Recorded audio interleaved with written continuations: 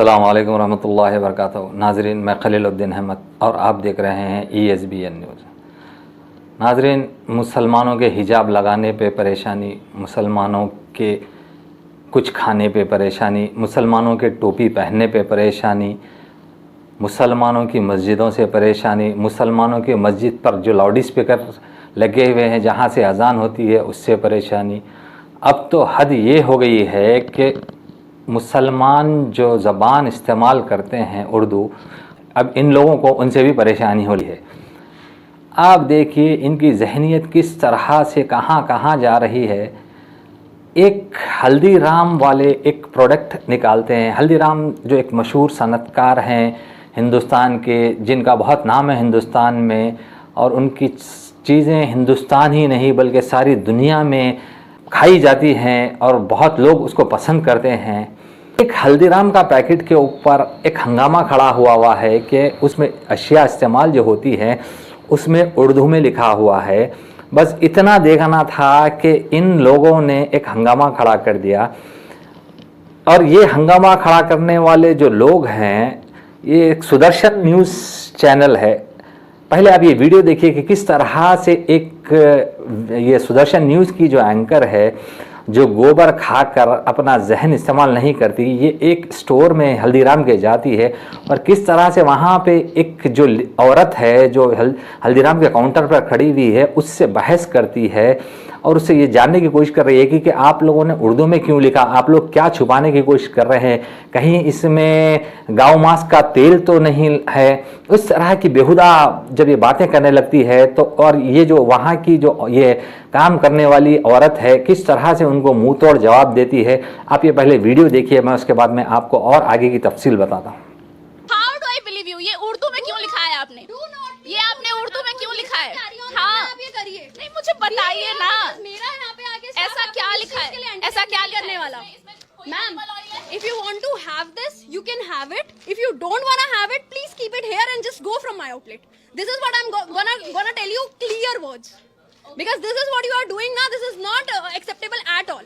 And being an outlet lead, I'm not gonna tolerate this anymore. छुपाना है आपको उसमें ऐसा? बाकी किसी पैकेट में तो You're thinking, आपको अगर ऐसा लग रहा है, animal oil, beef oil, whatever you can think.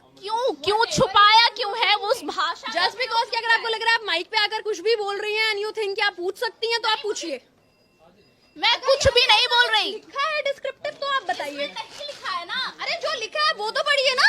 मुझे समझ नहीं आपको वही लैंग्वेज क्यों देखनी है वहाँ? अगर मेरे यहाँ पे इंडियंस में मेरे पास यहाँ पे 3 ऐसे कम्युनिटी के लोग आ रहे हैं जिनको इंग्लिश भी आती है, हिंदी भी आती है, अगर उनको उर्दू भी आती है और उनके लिए मैंने यहाँ पे प्रिस्क्रिप्शन दिया है, तो आपको सिर्फ वही प्रिस्क्रिप्शन क्यों पढ़ना है जिसकी लैंग्वेज को आपके लिए रेफर नहीं हो रही है? मुझे पढ़ना है। अरे तो आपको उर्दू ही क्यों पढ़नी है? बाकी किसी भी पैकेज में उर्दू नहीं लिखा है, वो जो सिर्फ व्रत के लिए स्पेशली बनाया है। आपको उर्दू ही क्यों पढ़नी है मैम? आपको पढ़ना है। इंग्लिश हिंदी भी आपके लिए है वहाँ पे। तो देखा आपने नाजरीन किस तरह से ये सुदर्शन न्यूज़ वाले इंतहाई जो नफ़रत अंगेज़ बयानात जो देते हैं, उनकी जो एक न्यूज़ की रिपोर्टर है वो किस तरह से एक हल्दीराम के स्टोर में जाती है और वहाँ पे एक हंगामा खड़ा करने की कोशिश करती है तो उसको बाहर का रास्ता बता दिया जाता है। ये सुदर्शन न्यूज़ के बारे में मैं आपको थोड़ा तफसील बताना चाहता हूँ।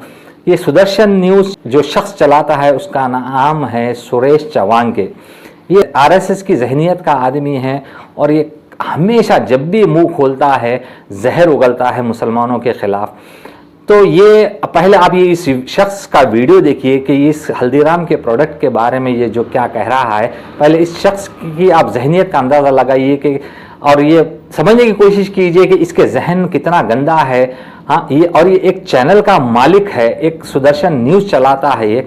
मैं इसकी तफसील, इस शख्स की तफसीलात, इसकी पोल आगे खोलूंगा। पहले आप इस वीडियो को देखिए किस तरह के वो एक पैकेट को लेकर अपने एक न्यूज़ में कितने वाहियात बातें कर रहा है।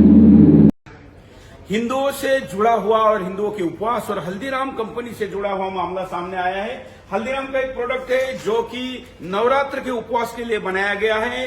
हरे रंग के इस उत्पाद में आप देखेंगे कि पूरा डिस्क्रिप्शन उर्दू में दिया गया है।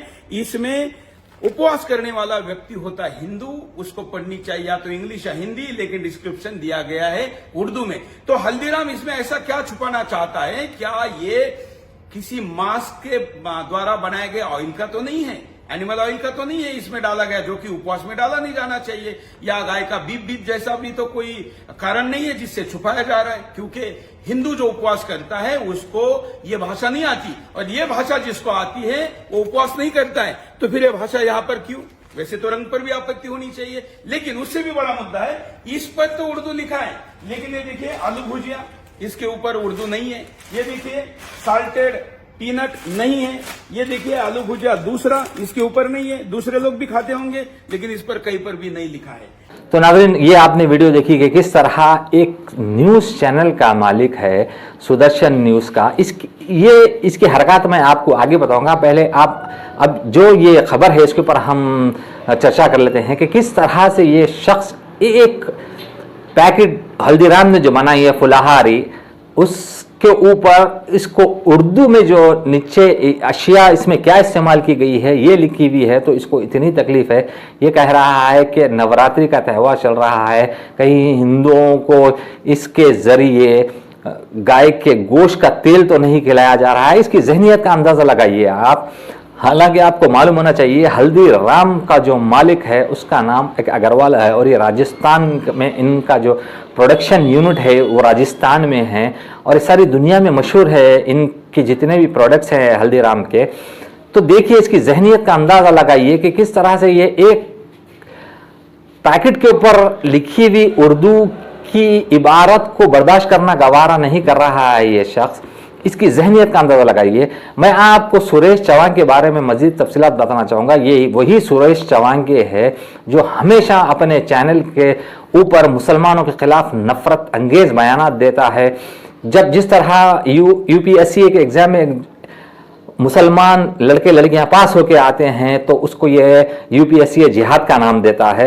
हाँ, तो होना तो ये चाहिए था कि इस शख्स को जेल की सलाखों के पीछे होना चाहिए था इसके नफरत अंगेज बयानों के ताल्लुक से, मगर जब हुक्मरान जो जिसको नोटिस देने के बजाय इसको शाबाशी दी जाती हो तो इस शख्स के आप हरकत का तो अंदाज़ा लगा सकते हैं कि किस तरह ये बेधड़क होकर मुसलमानों के खिलाफ और इस हिंदुस्तान में जो बहुत बड़ी अक़लियत है उनके खिलाफ जहर उगलता है। अभी हाल ही के दिनों में आपने पिछले साल जो देखा था हरिद्वार में धर्म संसद हुई थी, किस तरह से ये शख्स मुसलमानों के खिलाफ खुले तौर पर मुसलमानों को काटने की बात करता है, मुसलमानों के खिलाफ हिंदुओं को हथियार उठाने की बात करता है, मुसलमानों के जो आबादी है उनके ऊपर कंट्रोल करने की बात करता है, मगर आज तक उसके ऊपर कोई कार्रवाई नहीं हुई। ये तो छोड़िए, अभी 2-3 दिन पहले दिल्ली में एक हिंदू महापंचायत के नाम से एक प्रोग्राम रखा गया था। उसमें इस शख्स ने किस तरह से नफरत अंगेज तकरीर की, आप ये देखिए उसका वीडियो, फिर मैं आपको आगे की तफसील बताता हूँ। अगर किसी प्रकार के अधिकार देने ही हैं, अगर मैं एक लाइन में अपने बात को कहूँ तो अगर मैं भारत के मुसलमानों को अधिकार देने के लिए तैयार हूँ जो पाकिस्तान में हिंदू के लिए है, उससे ज्यादा नहीं, क्योंकि इसी आधार पे तो देश का विभाजन हुआ था।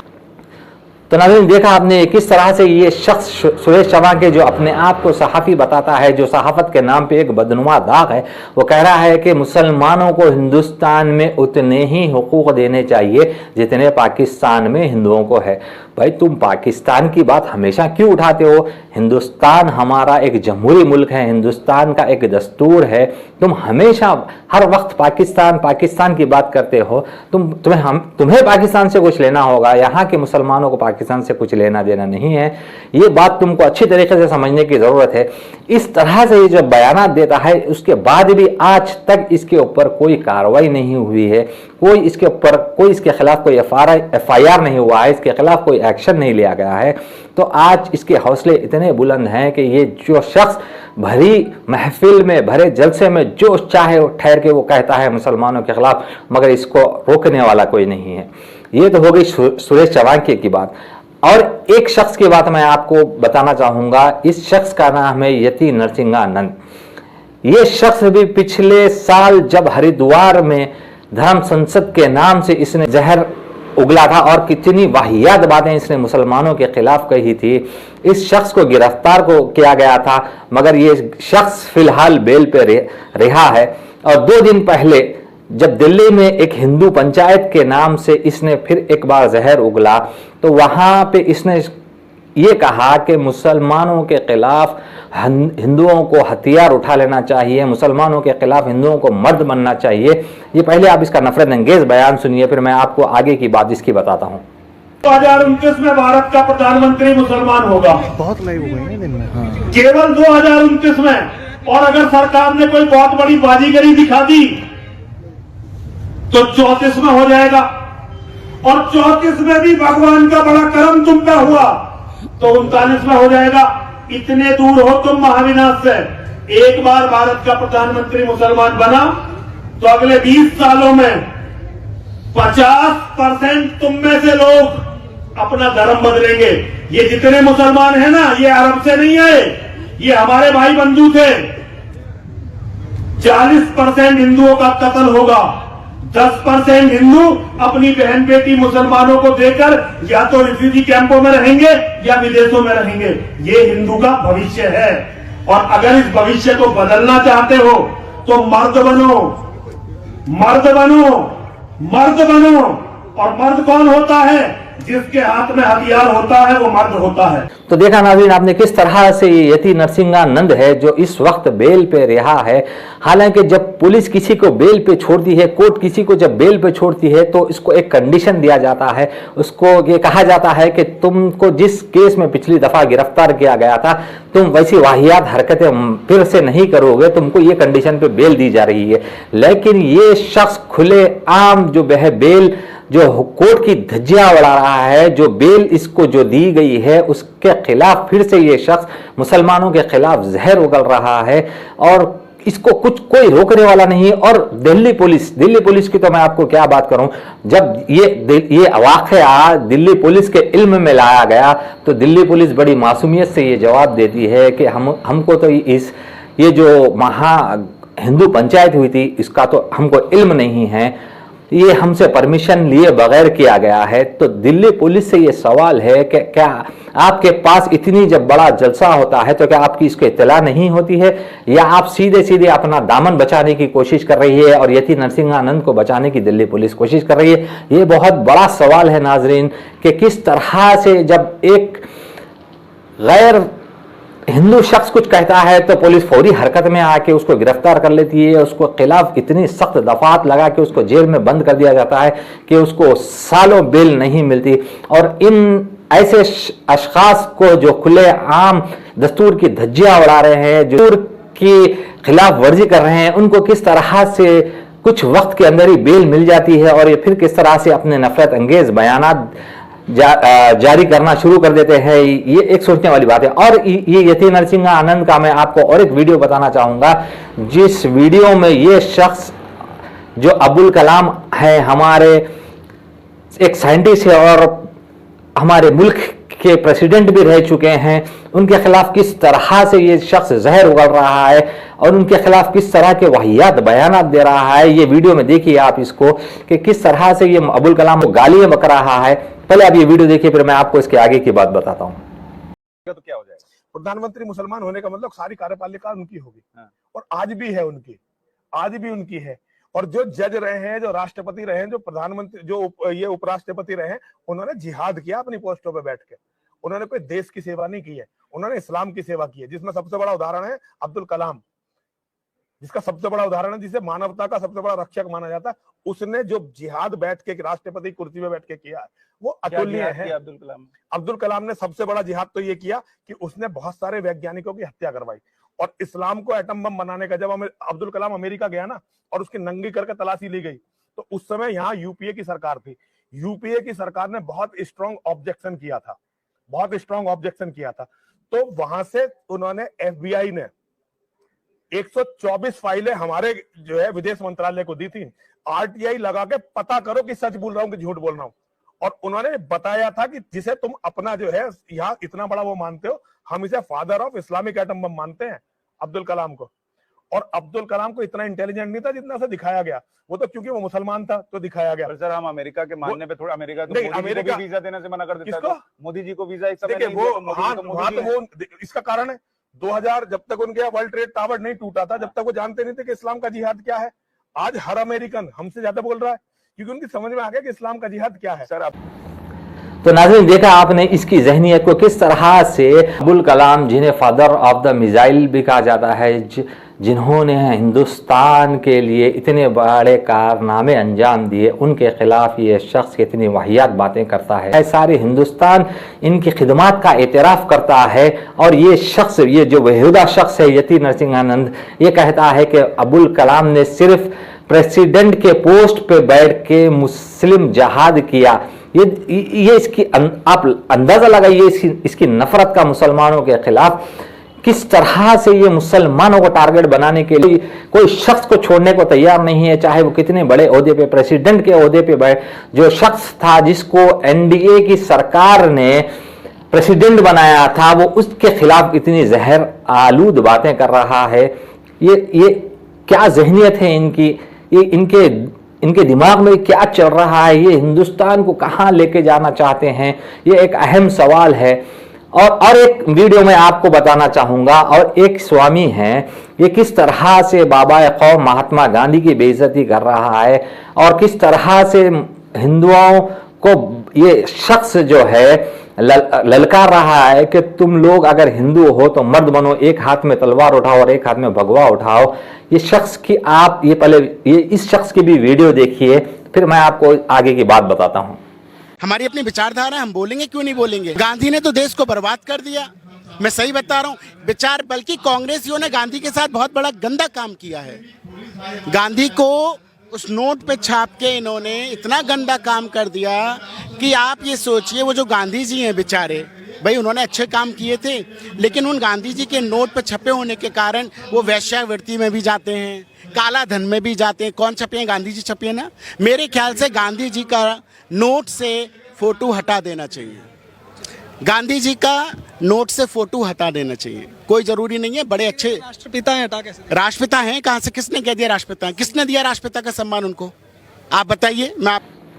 तो नाज़रीन, देखा आपने किस तरह से ये शख्स महात्मा गांधी के खिलाफ बोलता है, बाबा कौम उनको फादर ऑफ द नेशन नहीं मानता, ऐसे साधुओं के खिलाफ कोई कार्रवाई नहीं होती। तो ये बहुत अहम मुद्दा है नाजरीन कि क्या आज हमारे भारत के हालात को किस तरफ ले जाया जा रहा है, किस तरह से दो कौमों के बीच में तफर्रुक़ा पैदा करने की कोशिश की जा रही है। ये तमाम अमन पसंद हिंदुस्तान के शहरियों को सोचने की ज़रूरत है। और ये सवाल मैं आपके ऊपर भी छोड़ता हूँ कि आप इन तमाम लोगों के बारे में क्या सोचते हैं। अगर मेरी वीडियो अच्छी लगी तो इसको लाइक कीजिए, सब्सक्राइब कीजिए और शेयर ज़रूर कीजिए। शुक्रिया।